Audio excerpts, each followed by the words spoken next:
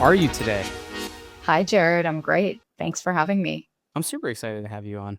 We met at Money 2020 not too long ago, and it's great to be able to now do this. Let's start things off in case there's people meeting you for the first time Yep. here.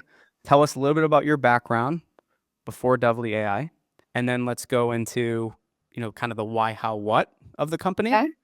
and go from there. Sure. So I'm Nirit Rubenstein and CEO, co-founder of Dovely. Prior to Dovely, I had a very interesting career in a lot of different areas. I actually started my career in the Israeli army. I did that for 2 years, and then I worked for a large tech company called Amdocs. I was in their finance department, and they relocated me to San Jose. They had acquired a small CRM company, and they wanted my help integrating the billing systems. And about 6 months after I arrived, I got recruited by Salesforce. Salesforce was at the time still pre-IPO and looking for people that had experience in CRM. And so I could somehow got on the radar. Recruited by Salesforce, ended up joining them and having like 5 of the best career years of my life.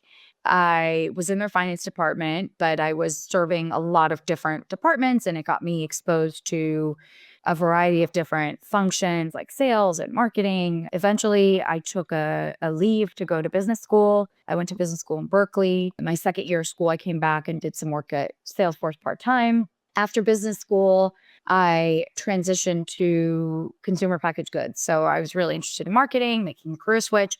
I took a job with, at the time it was Del Monte Foods, and they owned some pet brand divisions like Meow Mix, Kibbles and Bits, and I worked on those brands. And then eventually decided to leave San Francisco and move to LA.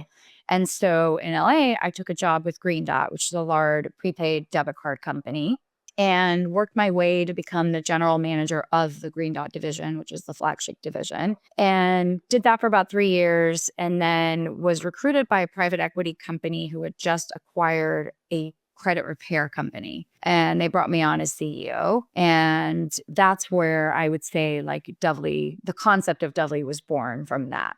Primarily because I joined the company, I realized I inherited a call center taking advantage of people. And it was really difficult for me to constantly to reconcile between the need for the service and how impactful it was on people's lives when we helped them with their credit, but the predatory and the pricing and just the way that we acquired customers, the amount that we charged them just felt very wrong to me. And so I always knew that technology and innovation is the way to solve the problem in a way that is very consumer friendly. And that's really where the concept for Dovely came about. And this is a question I usually love to ask people, right? So there's all of that led into you starting Dovely. What was the final domino that made you actually, because like a lot of people go through this, right? They decide they want to build a company and there's all these different stages, but there's Yeah. always that one domino that falls that pushes them towards it. What was that? If you had to pinpoint it, what was like one potential domino that fell that was like, that's when I decided to finally move forward with it? So I'm not like a very averse person. And, I'm an immigrant, right? So we're like ingrained from day one, like choose the safe path, choose the career, the title, the money, and I'd moved following that company. The private equity firm divested the company. And one of the investors in that company reached out to me and said, "Hey, I've been wanting to recruit you for a couple of years. It's been a conflict of interest. I want you to come work for me at Nextiva," which is a large unified communications company. And it was in Arizona. And I said to him, "There's no way in hell I'm moving to Arizona." And he just said, "Just tell me what it's going to take. Just tell me what it'll take." I said, "Okay, fine. Here's what it'll take." And he basically met all my demands: salary, relocation, bonus, equity. And it became an offer that was real and very hard to pass up. And so I ended up moving to Arizona and doing that job. And about 6 months into that job, I would say 2 realizations. So if I can have 2 dominoes.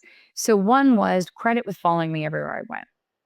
Right? It's like you're a Target and the guy in front of you is like, "Hey, do you want a red card?" Asking the person in front of you, and the guy's like, "No, my credit is shit. Like I can't qualify for it." So it chased me everywhere I went, and I felt like I knew how to solve the problem. So that was kind of always weighing on me. And then second, it was I was working for somebody. I didn't agree with the way that they were running the business. I wanted to be all about the customer and my team.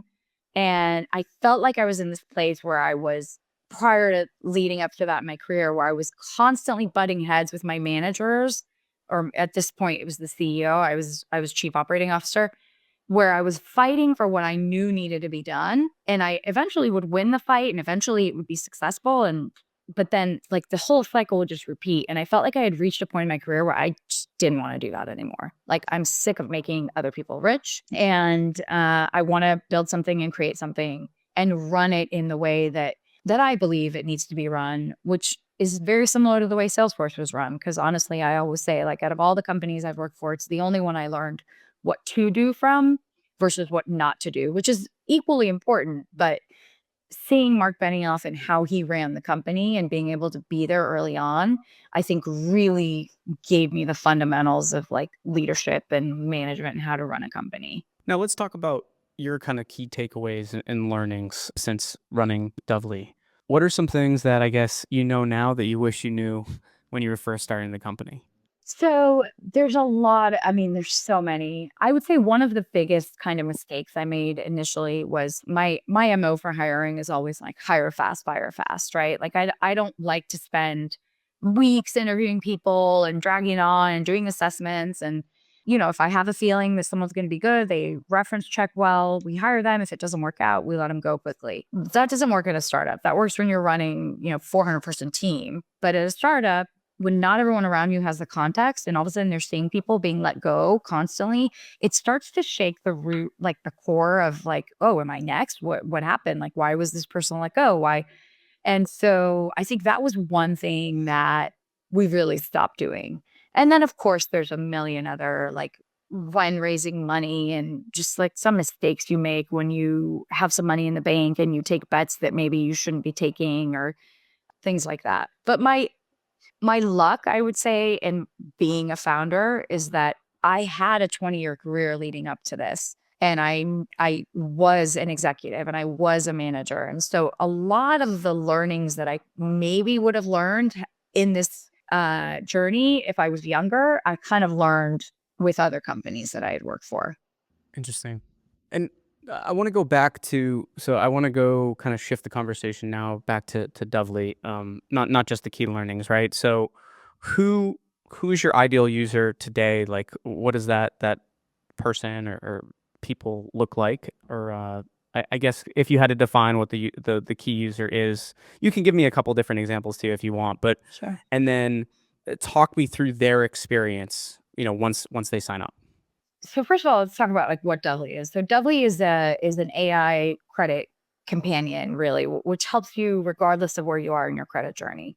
So we really do try to be a product that all Americans can use, and regardless of where you are in your credit journey, we have products and services for you.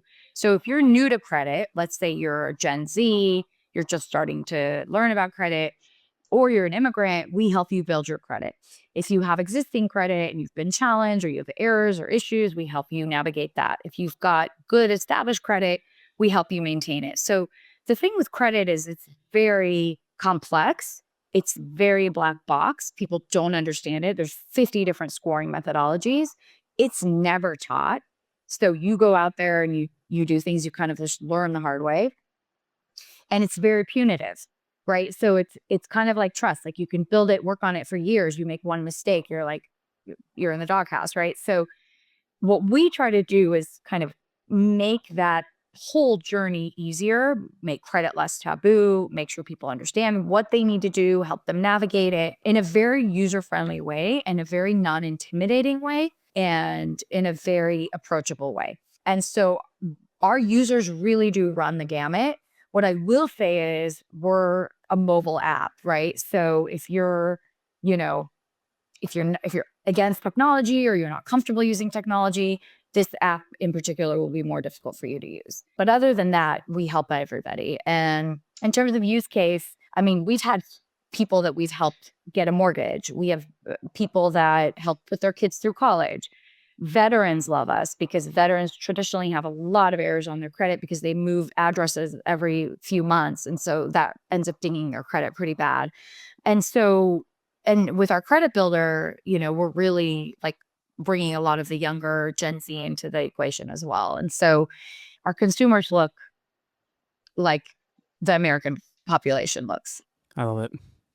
What are maybe, if you wouldn't mind identifying, what are some of the most common mistakes you see people make with credit, with their credit score, with just maintaining their credit? Well, first thing people do is they buy things they shouldn't be buying because they are extending themselves. So that's why I have a little bit of a love-hate relationship with buy now, pay later, because I feel like it just extends the credit card debt, situation. But in terms of credit specifically, like one of the most important factors is utilization. And so, there are small things you can do to improve your credit utilization. So the way it works, which most people don't understand, is it's the 50/50/30/10 rule. So if your credit utilization is below 50%, you're in one range. If it's below 30, you're in another. If it's below 10, you're in another. And then that while you're in the range, it's the same. So for example, credit utilization is, let's say I have a $10,000 limit on all my credit cards combined, and I spend $5,000, I'm at the 50% mark. If I spend 3,000, I'm at the 30. If I spend 1,000, I'm at the 10%. So you need to try to stay below those thresholds. That's key. And so that's like one thing people don't know or don't understand. There's a lot of rules about like medical debt, which shouldn't be dinging your credit, and people don't know and understand that. Because credit utilization is so important, people who don't like debt close credit cards, and they don't know that like you're actually ruining your credit history, like your time, your credit duration, which is also important. You're reducing your utilization. So it's like there's thousands of nuanced little things that you need to do to improve your credit. But the most impactful thing is utilization and making sure you have your payments set on auto pay, and no, you don't miss any payments. Something I feel like a lot of younger people do is they sign up for a bunch of credit cards too at one time, and then their score just basically plummets, right, from all the hard credit Yep. pulls. And now, there's also someone I interviewed recently. I think it was the CEO of Cardless that does like the co-branded, the branded credit cards for. I think he had like over 200 credit cards or something that he started signing up since he was like 18. Yeah. And surprisingly, we were going through it with him. I think he kind of figured it out to a way to like work to his advantage. I don't know how he fully did it, and it's not like he showed me, right? But Right. there's rarities like that, right? Where someone can have, maybe they figured out the system early on, but you're right, they don't teach it in school. Like Yeah. they don't teach you even like what a good credit score is, and how to Right. maintain your credit, and I mean, a like good that's all credit score necessary. could save you over $200,000 over the course of your like 30 years. It's insane. Like people don't understand. You can't. I mean, it impacts insurance and impacts your ability to get a cell phone. It impacts your ability to rent a house. It impacts your ability to really do anything. So unless you have millions of cash sitting in the bank, you need credit in the US. Like there's no other way. And if you don't have good credit, you're paying an arm and a leg for basic needs like having a credit card, right? I've even met people that maybe aren't in the best situation financially, but they have amazing credit, and because of that, like they also have opportunities for investment properties, and like, right, it Absolutely. opens up their possibilities even if they don't have a bunch of cash on Right. hand. Right. Because And it's I've seen the flip. I mean, one of our investors couldn't get as a mortgage, even though he has millions of dollars in the bank. He wanted to get a mortgage because the rates were so low. It was just financially just made more sense to borrow at 2% than and then earn, elsewhere. And so he couldn't get a mortgage because he didn't have a good credit score. So we ended up helping him improve his credit, which is crazy. Like the guy has, millions of dollars in the bank. So it's it's very non-intuitive. The whole credit ecosystem is very yeah. broken. I just think it's interesting. You do like one or two things wrong, and your score can go down substantially too, right? Absolutely. Like, Absolutely. interesting. Well, thank you for building what you're building because it's very much needed. What excites you about the future? So we're heading into 2025 now. Obviously, I know you can't share everything, but kind of what's top of mind with you and your team in terms of really what's next? So it's very timely that you're asking this because my whole team was in town and we've been really brainstorming and thinking about like, okay, what's next? And I think for us, there's two separate things we want to execute on. One is we have a very solid foundation for our existing business. Consumers love it. We're helping millions of people. It's great, and we need to keep doing that. So we're continuing to enhance and ad services and make sure that that user that product experience is phenomenal. But I think what we want to try to do is really take a major bet on moving a little bit more into the finance realm and helping people with their money holistically and kind of expand beyond credit. AI is a huge, obviously, buzzword, but I think what it does do is it really makes anything possible. Like things that were not possible years ago are now possible. I remember when I was raising money and I was talking to investors 4 years ago and telling them, like, our vision is like one day you'll be walking to the Starbucks and we'll tell you, hey, take that $5, put it against your Chase credit card. It'll reduce your utilization by 5%. Don't use it on, like, don't buy that coffee, right? Like that today is so reachable. It's like with what we know with AI, and like it's so easy to do that today. And so I think we're really trying to understand, what do people want and need as it relates to their money and finances, and how does Dovely AI deliver that for them? I love it. I want to thank you so much for coming on the podcast, sharing some thoughts with us. I hope we can definitely stay in touch in the future to have you come back on, and maybe we get you on a panel and we can dig even deeper into some of these things. There's so much more I want to ask. I usually try to keep these sub 20 minutes, Yeah, but it's great. really appreciate you coming on and wishing you and the team all the best of luck. Thanks, Jared. I really appreciate you having me.